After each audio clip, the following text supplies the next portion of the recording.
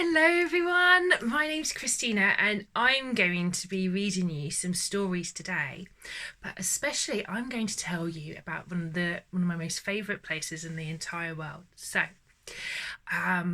my mum is from a place called Barbados, which is a gorgeous, gorgeous place in the Caribbean that's made out of coral. So coral, about these things that you get under the sea. I don't know if you can see that. So coral, like when this is under the sea, then it would be all filled with like these little tiny creatures, and they're beautiful, beautiful colours. And this is where all the fish live. So if you think coral's like if you went into the woods, but when we go into the woods today, you have lots of birds and everything building their nests and living in the trees. Well, when you look under the sea, the coral reef is exactly like that. It's where all the tiny little fish and crabs and different things live. So Barbados is where I come from, and from what I understand, a little while ago you guys were learning about all the different places that people come from and the different kind of cultures and things that they do. So I thought what I'd do today is that I'd read you a couple stories, and we could think about the differences between when we're home, when we're here, in England, and then also when we go away and we travel and we go to different places, whether that's in stories or whether we get on a plane and we travel there. So one of the things, three things that I love about going to Barbados.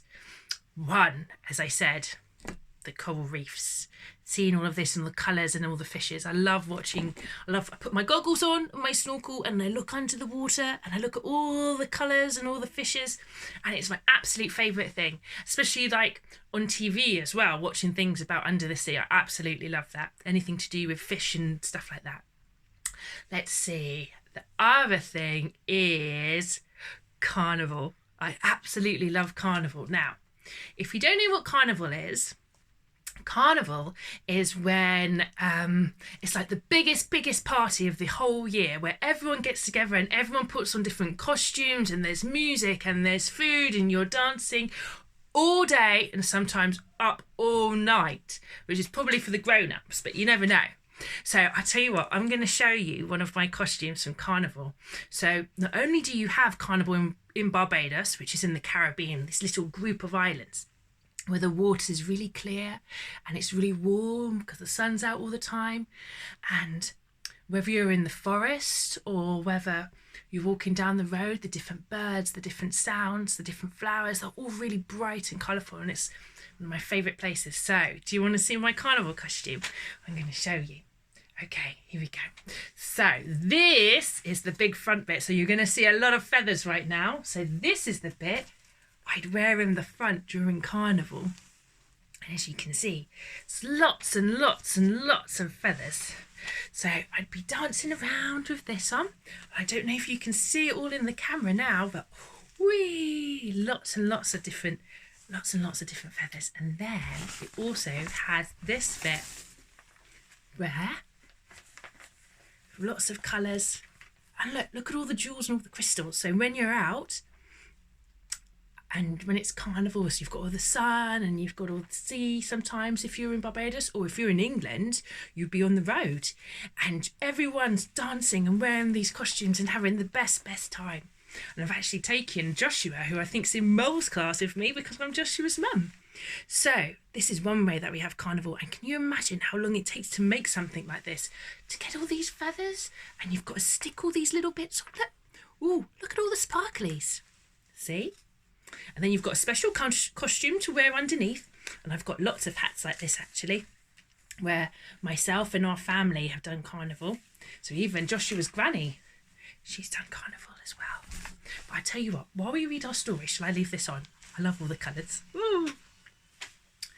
Okay, so I'm going to read our first story. Now this is one of my favourite ones because it's about the seaside. So here goes.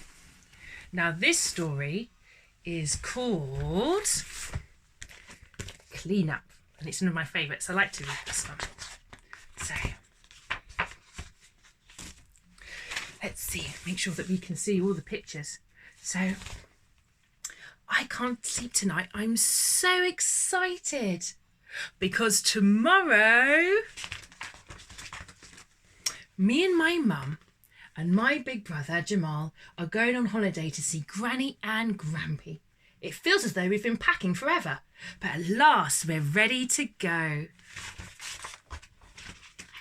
I'm going to be fist bumping with a turtle.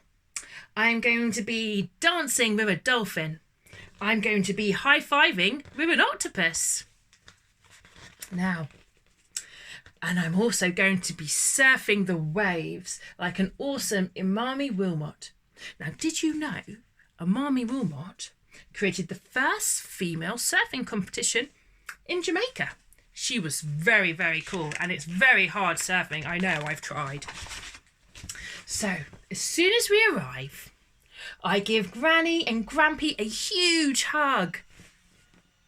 Animal Sanctuary. This is where Grampy and Granny live because they're looking after animals. So my grandparents are the best. They run a whale watching tour and have an animal sanctuary at the back of their house. I can't wait to help out. Grampy tells me that we never touch wild animals unless they need to be rescued or cared for. Now, and then it's time to surf, and Grammy is really, really good. Mum and I build a huge sandcastle. Jamal is too busy to help. Oh no, a baby turtle has washed up on the shore, and it's all tangled in plastic. I pick up the turtle gently and take her to Grammy and Grampy so they can fix this. Grammy says she will do what she can and takes her back to the sanctuary. Plastic is ruining these islands, Rocket, said Grampy sadly. We save as many creatures as we can. But many stay away. People used to come here to see the whales, but we haven't spotted one in a long time. My granny used to be able to see the whales when she was in Barbados a long, long time ago. He leads me down to the beach. It feels as though there is more plastic than sand at the moment. I feel really sad. We need to do something about this, but what can we do? So, the next day at the beach, there are people playing in the sand, swimming in the sea, eating ice lollies, but all I notice now is the plastic. Surely they can see it too. I need everyone to know about what's happening. Did you know? Whales eat the plastic and it makes them sick. Did you know? Nearly half the rubbish in the sea comes directly from careless people. Did you know there are over 5.25 trillion pieces of plastic in the ocean? Soon we have lots of friends who want to help, and it's a great big clean-up crew. Oh. So, as the day goes on, more and more people join in, and we spend the whole day cleaning the beach. Even Jamal helps.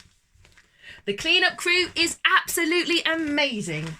And soon the beach is clean. Awesome. Isn't that great? But what else can we do with all the plastic that we've collected? Teresa, one of the clean-up crew, has a brainwave. My mum is an artist, she says.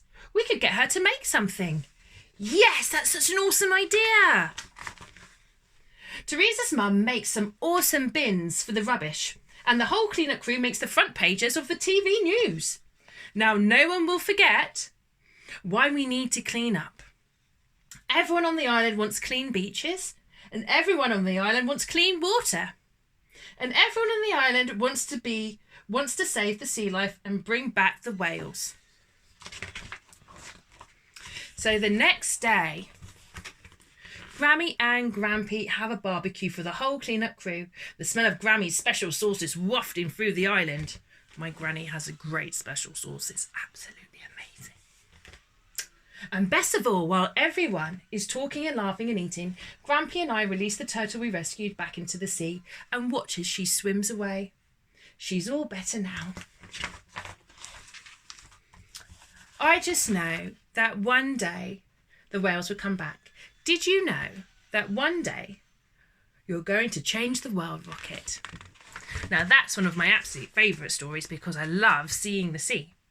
But also, oh, I don't know if you can see them here. You see these little fish with the wings? They're called flying fish, and they're so cool because they fly across the water. And we've also seen lots of little baby turtles as well in Barbados. At a special time of year, they all hatch and they go down to the beach. Oh, they're so cute. They're like the size of your hand. So what kind of things do we think that we find in the beach? So, for example, as I said, we get seaweed here. Well, we get coral here in Barbados, sorry. And this is another one, which is a funny one. You see that this was all like kind of like lines? So they come in so many different shapes and sizes. But in here, when we go to the beach, so maybe you've been to Brighton Beach, or maybe it's, I don't know, Bognor Regis, or Cornwall, or Margate. That's one of my favourite beaches. You find things like this, like oyster shells. I've got loads and loads of these. And this one, look, someone's attached itself to the top of it. What happened there? That's amazing. And sometimes you also get lots of seaweed. So you get seaweed like this. Now this one, look, it's attached itself and it's growing to the shell itself. So I'm not quite sure which shell this was. But isn't that amazing? So then we have this floating in the water and all the seaweed. But did you know that seaweed is very, very good for you? It's got lots of, they use it in lots of things, like in lotion for your skin after you come out of the bath, or in shampoo for your hair. So it's very, very good for you, apparently. And you can also make things out of it. So I've been making these, which I'm going to use for one of my artworks. Just like they were saying in the storybook. But I haven't quite finished it yet. I'm still working out how to do that one. So I've tied them up together. We're going to make almost like a seaweed bouquet.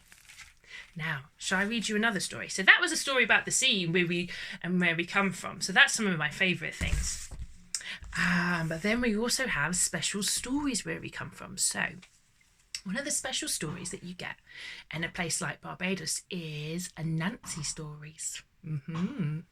So Anansi stories came all the way from Africa a long, long time ago.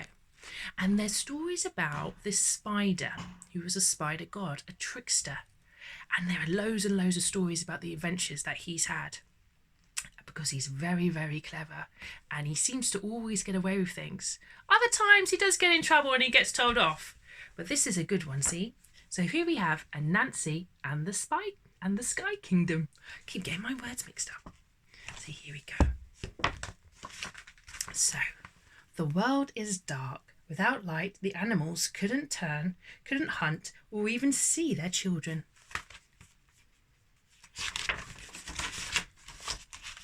So, King Lion called to the animals, "Who will go to the King of the Sky and ask for the light?" Now Eagle screamed, "Me, I can fly the highest." Off he went into the clouds, but Eagle could not fly high enough. Monkey chattered, "Me, I can climb into the sky."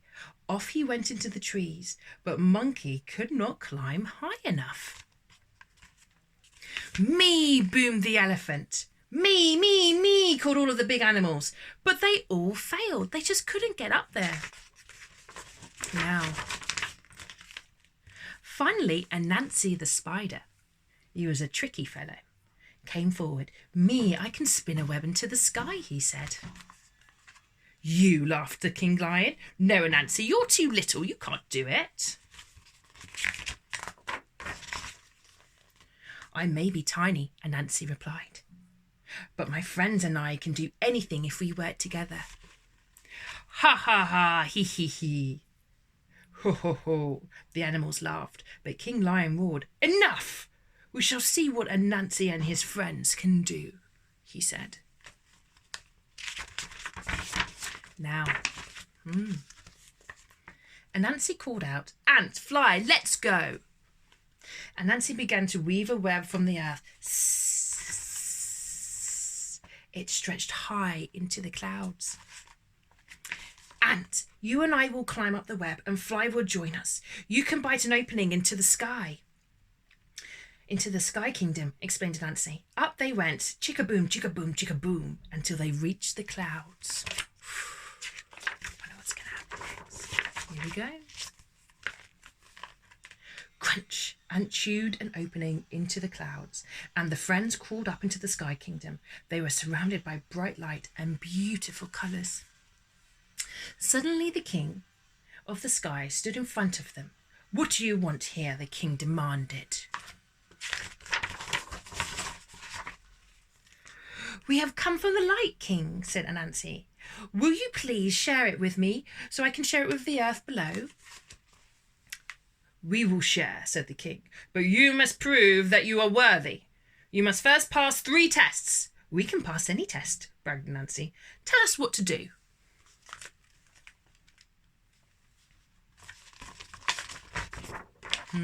Now, "Wait here," said the king. "My wise men and I will prepare the tests." The king and his wise men went into the golden tent. "Oh, how I wish I could be a fly on the wall of that tent," said Anansi. "I can be a fly on the wall," buzzed the fly, and he zipped into the tent to listen.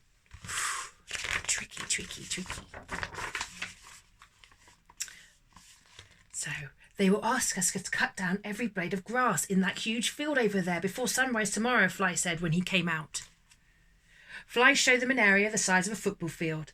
"It's impossible, we're doomed," cried Fly. "Well, there's 3 of us can't do it, but Ant's family can," Anansi said. "Yes, my family can cut down every blade," Ant yelled, and he ran down Anansi's web to get his mother and his father and his 77 sisters and 82 brothers and all of his cousins and aunts and uncles. Chomp, chomp, chomp. Crunch, crunch, crunch. Every blade of glass was cut and all of the ants had slid back down to the web when the sun came up the next day. "Humph," the king said. "Well, that was the easiest test. We shall prepare the next task." Again, Fly followed the king and his wise men into the tent. Soon Fly zoomed back out. "Oh no," he moaned. "We must eat all of the fruit on the trees in the orchard between sunset tonight and sunrise tomorrow. How are we going to do it?" Fly showed them 1,000 fruit trees. "We're doomed," Ant moaned. "The 3 of us can't do it." "But Fly's family surely can," Anansi said. "Go invite them to a feast." So Fly zipped down to earth and brought back his hungry family to the orchard. Thousands of flies swarmed on the trees and began to eat. Buzz, buzz, buzz. The king was furious when he saw the empty fruit trees. "You must still pass our last test," he bellowed. He was furious. They'd done the first 2. How did that happen? Again, Fly became a fly on the wall. He hurried to buzz into Anansi's ear. "Choose the grey box," just as the king and his wise men carried 2 boxes out of the tent. "This is the final test," said the king. "There is a light in one of these boxes. If you can choose correctly, it is yours." He held out a small grey box and a huge yellow one. Anansi looked at the boxes. He sniffed them, he turned them, and shook them. Which one do you think it is? Is it the yellow box or the grey box? Let's find out. When they reached the earth... Anansi pointed to the grey box. "This box," he yelled. The king was enraged. "Take it and go," he shouted at Anansi. Ant and Fly grabbed the box and rushed down the web. When they reached the earth, King Lion lifted the top of the box. Nothing but a rooster came out. Then the rooster puffed out his chest and crowed.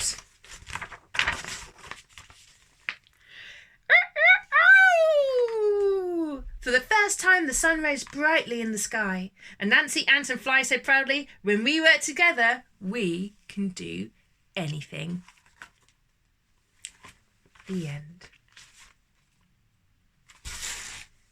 Now,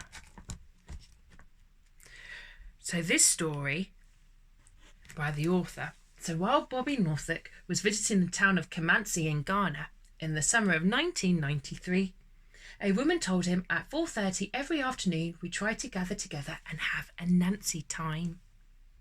So Norfolk attended the afternoon break and heard elders tell stories of Anansi, the tireless trickster and Ghanaian tradition. Anansi appears in these stories in his most playful and creative disguises. The Norfolk's adaptation brim with action, energy, and humour. So isn't that fascinating? See how stories can travel from one place to another. And it's amazing how many stories we have and where they come from. So today, I just wanted to say thank you for listening to these stories. And I hope maybe you can find your own ones, your own different ones of different places. And maybe different things where you dress up like I do for Carnival. So take care. And maybe I'll see you again another time for another story time. Goodbye.